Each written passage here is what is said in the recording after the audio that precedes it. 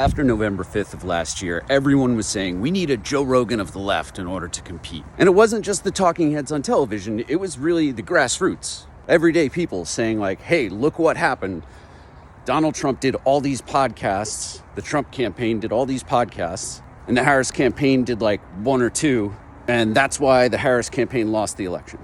As someone who studies the far right and combats the far right, and who has spent years working to fight against disinformation and the abuse of social media by foreign and domestic adversaries to pollute and ultimately weaken our democracy, I just want to say that broad conclusion was half right.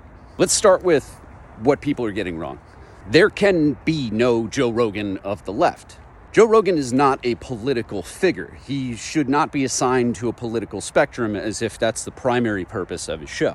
Joe Rogan is an entertainer. Like Donald Trump, he is someone who's good with entertainment, and that has been very lucrative for his business. Now, one of the reasons why an entertainer of the left simply cannot compete with Joe Rogan is because part of what makes Joe Rogan entertaining is he, personally, entertains conspiracy theories, dangerous ones. He platforms people and ideas and movements that ultimately, in the end up with people dying and with primarily young men getting absorbed into this like toxic masculinity movement.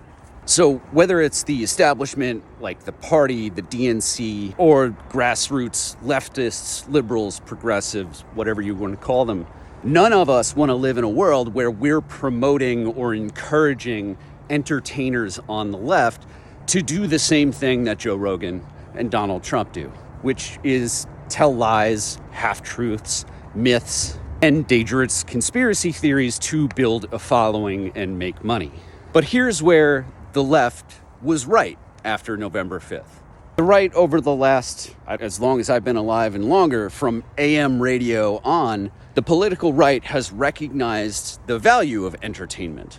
And they have made politically focused shows entertaining for their audience. Now, the right also has an advantage here because they promote hate, they promote nationalism, and they promote, like Joe Rogan or Donald Trump, conspiracy theories.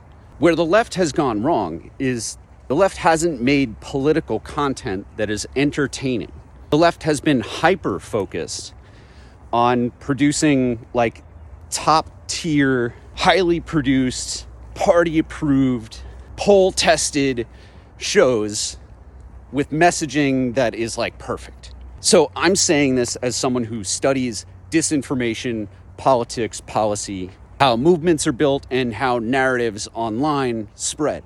And after November 5th, a lot of wealthy consultants and power players on the left kind of stepped in and said, hey, if you give us a bunch of money, we will build the thing that you're missing. You've probably seen on your feed some like hopecore #resistance shit about like, we're going to build this thing as long as we find the funders to help us do it. Well, look, I'm the kind of person who's not going to be waiting around to be saved by somebody else. So I got with a bunch of my friends and I launched the Find Out podcast. This is a podcast with 6 dudes who met through White Dudes for Harris. And yeah, we're all white, but we have pretty diverse backgrounds and experiences. And because of our identity and our experiences, we understand what the left has been missing. So we did it.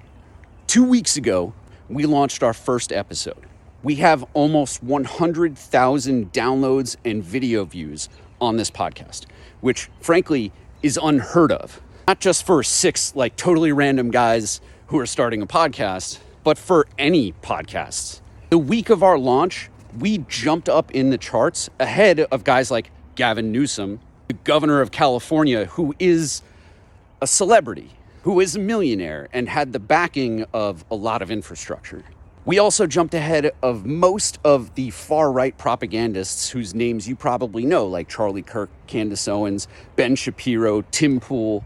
In our first week of the launch, we made it to number 29 on the US charts on Apple Podcasts, which is tremendous. So look, if you're tired of all of the consultants and all of the establishment figures saying like, oh, if you give us money, we're going to build this thing and we're going to do it. check out Find Out Podcast, because we're just 6 random dudes who just started doing it.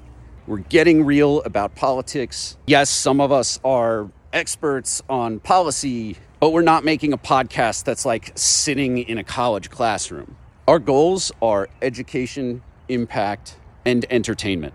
So if you want to support a movement on the left that isn't dependent on the consultant class, look for the Find Out Podcast anywhere that you get your podcasts. And make sure you follow us on findoutpodcast.substack.com. Substack is our primary platform. That's where we post everything first. And we're looking forward to starting to post like special content there. So see you over there.